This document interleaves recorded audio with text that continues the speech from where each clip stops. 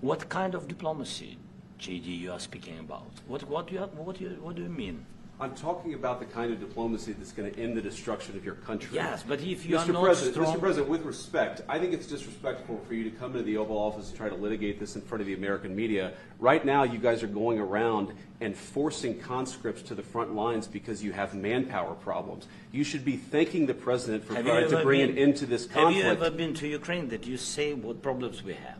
I have been to. Come once. I've actually watched and seen the stories, and I know what happens is you bring people, you bring them on a propaganda tour, Mr. President.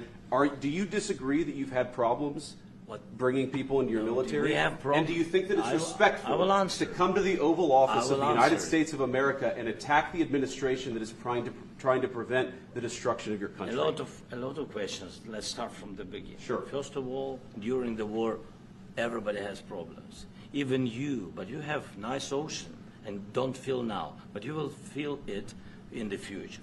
God bless. You don't know that. God bless. You don't God bless. You will not have a war. Don't tell us what we're going to feel. We're trying to solve a problem. Don't tell us what we're going to feel. I'm not telling you. Because you're in no position to dictate that. Remember this. You're in no position to dictate what we're going to feel.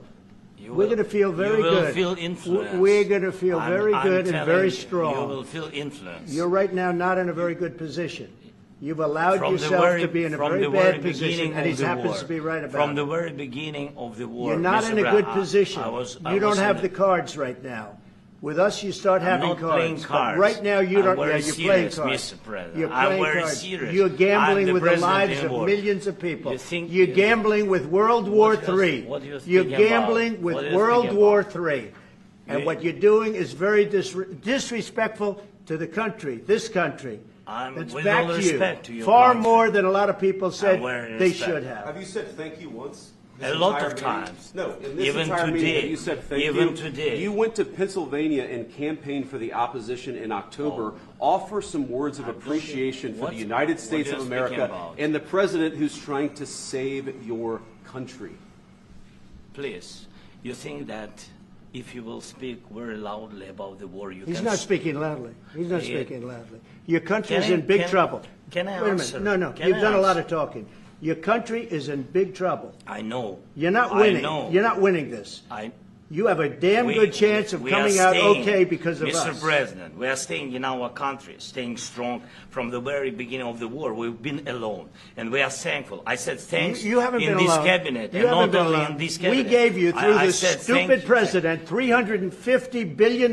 You voted we gave for you your military president. equipment, You and you voted men for are your brave, president. but they had to use our military. Yes. What about if you didn't have you our military me, equipment, you invited if me you to didn't speak. have our military equipment, this war would have been over in 2 weeks. In 3 days, I heard it from Putin. In 3 days. This is something maybe new. less. In 2 weeks, of course, yes. It's going to be a very hard thing to do business like this, I tell you. Just say thank you. I said a lot of times thank you to American people. Except that there are disagreements, and let's go litigate those disagreements rather than trying to fight it out in the American media when you're wrong.